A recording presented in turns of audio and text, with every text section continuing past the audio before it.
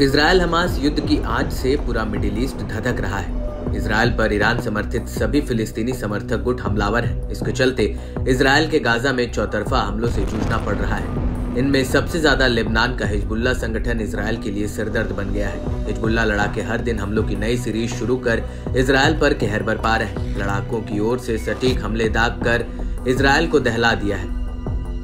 लड़ाके चुन चुन कर इजरायल के सैन्य साजो सामान को अपना शिकार बना रहे हैं। एक बार फिर लेबनान के इस्लामी प्रतिरोधी ने इजरायली सैन्य ठिकानों और मानव युक्त साइटों और वाहनों को निशाना बनाकर कई ऑपरेशन को अंजाम दिया।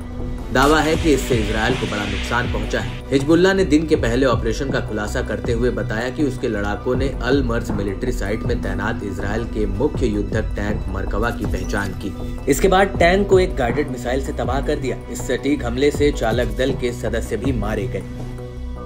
इसके अलावा अल मंसूरी में लड़ाकों ने गाइडेड मिसाइलों और तोपों का इस्तेमाल कर जारिड बैरक के पास मौजूद कई टारगेट पर हमला किया। इसमें लड़ाकों को बड़ी कामयाबी हाथ लगी है। साथ ही इजरायली बलों की ओर से बनाए ठिकानों को तबाह किया गया है। प्रतिरोधी लड़ाकों ने तोपखाने के गोले से कब्जे वाले शीबा फार्म में जेब्दीन साइट को निशाना बनाया, जिसे सीधे हमले से अंजाम पहुंचाया गया।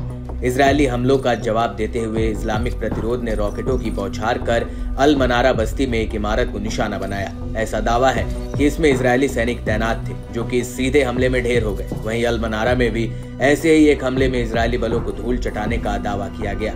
हिजबुल्लाह लड़ाके यही नहीं रुके। कब्जे वाले कफर चौबा पहाड़ियों में रुइस्मत अल आलम साइट पर निगरानी उपकरणों पर हमला कर उन्हें नष्ट किया। साथ ही इजरायली हमलों के जवाब में हिजबुल्लाह ने मेटुला बस्ती में आईडीएफ की ओर से इस्तेमाल होने वाली 2 इमारतों पर सीधा हमला कर जमींदोज कर दिया।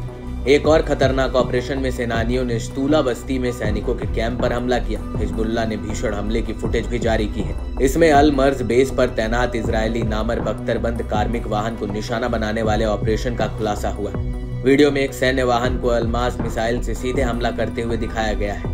ईरान के राष्ट्रपति इब्राहिम रईसी के हेलीकॉप्टर क्रैश में मौत के बाद से बौखलाए हिजबुल्लाह ने अपने हमलों को और तेज कर दिया है।